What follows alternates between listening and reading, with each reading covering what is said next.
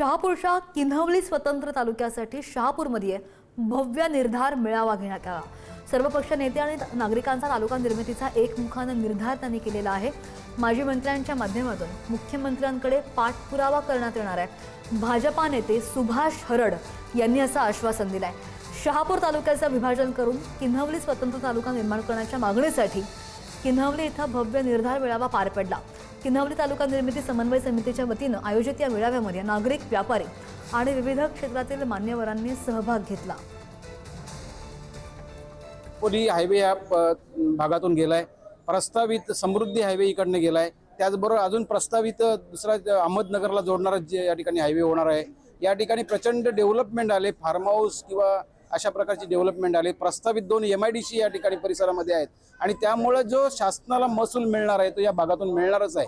आणि मग त्या अनुषंगाने आमची मागणी आहे वर्षानुवर्षाची की आमचा किन्हवली तालुका झाला पाहिजे आणि त्या अनुषंगाने आज या ठिकाणी मेळावा आयोजित केला होता।